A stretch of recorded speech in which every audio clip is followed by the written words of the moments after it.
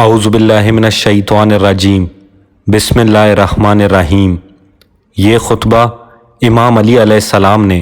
باطل کے خلاف جہاد پر آمادہ کرنے کے لیے فرمایا۔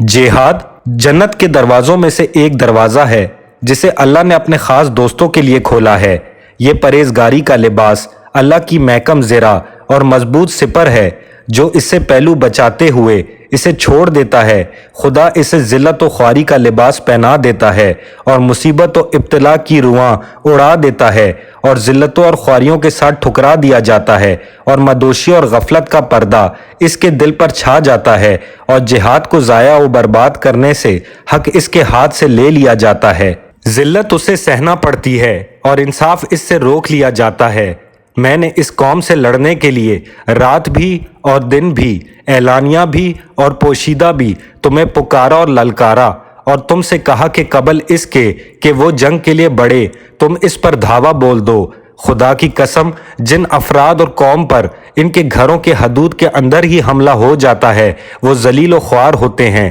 لیکن تم نے جہاد کو دوسروں پر ٹال دیا اور ایک دوسرے کی مدد سے پہلو بچانے لگے، یہاں تک کہ تم پر غارت گریاں ہوئی اور تمہارے شہروں پر زبردستی قبضہ کر لیا گیا۔ اسی بنی غامد کے آدمی سفیان ابن عوف ہی کو دیکھ لو کہ اس کی فوج کے سوار شہر انبار کے اندر پہنچ گئے اور حسان ابن حسان بکری کو قتل کر دیا اور تمہارے محافظ سواروں کو سرحدوں سے ہٹا دیا۔ اور مجھے تو یہ اطلاعات بھی ملی ہیں کہ اس جماعت کا ایک آدمی مسلمان اور ذمی عورتوں کے گھروں میں گھس جاتا تھا اور ان کے پیروں سے کڑے، ہاتھوں سے کنگن اور گلوبند اور گوشوارے اتار لیتا تھا، اور ان کے پاس اس سے حفاظت کا کوئی ذریعہ نظر نہ آتا تھا سوائے اس کے کہ ان للہ و انا الیہ راجعون کہتے ہوئے صبر سے کام لیں یا خوشامدیاں کر کے اس سے رحم کی التجا کریں۔ وہ لدے پھندے ہوئے پلٹ گئے، نہ کسی کے زخم آیا نہ کسی کا خون بہا۔ اب اگر کوئی مسلمان ان سانحات کے بعد رنج و ملال سے مر جائے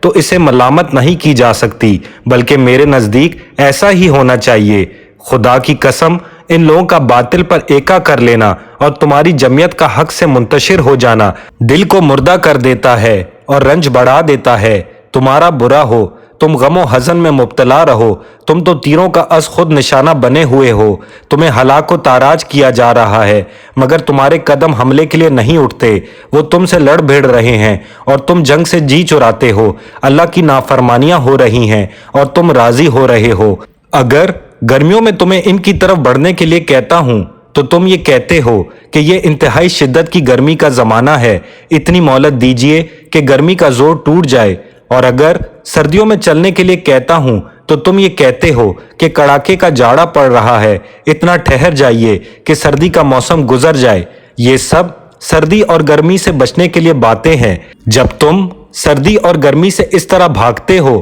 تو پھر خدا کی قسم تم تلواروں کو دیکھ کر اس سے کئی زیادہ بھاگو گے۔ اے مردوں کی شکل و صورت والے نامردوں، تمہاری عقلیں بچوں کی سی اور تمہاری سمجھ حجلہ نشیں عورتوں کے مانند ہے۔ میں تو یہی چاہتا تھا کہ نہ تم کو دیکھتا نہ تم سے جان پہچان ہوتی، ایسی شناسائی جو مذمت کا سبب اور رنج کا باعث بنی ہے۔ اللہ تمہیں مارے، تم نے میرے دل کو پیپ سے بھر دیا ہے، میرے سینے کو غیظ و غضب سے چھلکا دیا ہے۔ تم نے مجھے غم و حزن کے جرے پے در پے پلائے، نافرمانی کر کے میری تدابیر و رائے کو تباہ کر دیا، یہاں تک کہ قریش کہنے لگے کہ علی ہے تو مرد شجاع لیکن جنگ کے طور طریقوں سے واقف نہیں۔ اللہ ان کا بھلا کرے، کیا ان میں سے کوئی ہے جو مجھ سے زیادہ جنگ کی مزاولت رکھنے والا اور میدان دغا میں میرے پہلے سے کار نمایاں کیے ہوئے ہو؟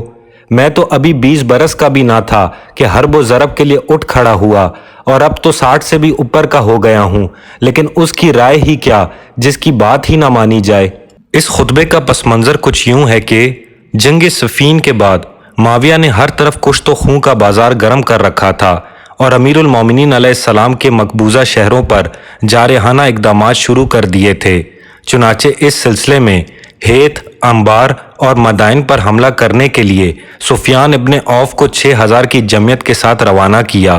وہ پہلے تو ہیت پہنچا مگر اسے خالی پا کر انبار کی طرف بڑھ نکلا۔ یہاں پر امیر المومنین علیہ السلام کی طرف سے 500 سپاہیوں کا ایک دستہ حفاظت کے لیے مقرر تھا، مگر وہ معاویہ کے اس لشکر جرار کو دیکھ کر جم نہ سکا۔ صرف 100 آدمی اپنے مقام پر جمے رہے اور انہوں نے جہاں تک ممکن تھا ڈٹ کر مقابلہ بھی کیا، مگر دشمن کی فوج نے مل کر ایسا سخت حملہ کیا کہ ان کے بھی قدم اکھڑ گئے اور رئیس لشکر حسان ابن حسان بکری 30 آدمیوں کے ساتھ شہید کر دیے گئے۔ جب میدان خالی ہو گیا تو دشمنوں نے پوری آزادی کے ساتھ انبار کو لوٹا اور شہر کو تباہ و برباد کر کے رکھ دیا۔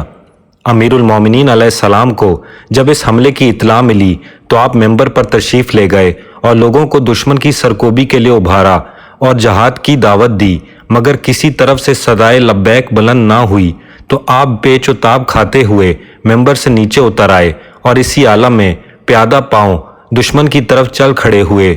جب لوگوں نے یہ دیکھا تو ان کی غیرت و حمیت بھی جوش میں آئی اور وہ پیچھے پیچھے ہو لیے۔ جب وادی نخیلہ میں پہنچ کر امام علی علیہ السلام نے منزل کی تو ان لوگوں نے آپ کے گرد گھیرا ڈال لیا اور بااصرار کہنے لگے کہ یا امیر المومنین علیہ السلام، آپ پلٹ جائیں، ہم فوج دشمن سے نمٹنے کے لیے کافی ہیں۔ جب ان لوگوں کا اصرار حد سے بڑھا تو آپ پلٹنے کے لیے آمادہ ہو گئے اور سعید ابن قیس 8000 کی جمعیت کے ساتھ ادھر روانہ ہو گئے، مگر سفیان ابن عوف کا لشکر جا چکا تھا اور سعید ابن قیس بے لڑے واپس آئے۔ جب سعید کوفے پہنچے تو ابن ابی الحدید کی روایت کی بنا پر حضرت رنج کے عالم میں باب صدا پر آ کر بیٹھ گئے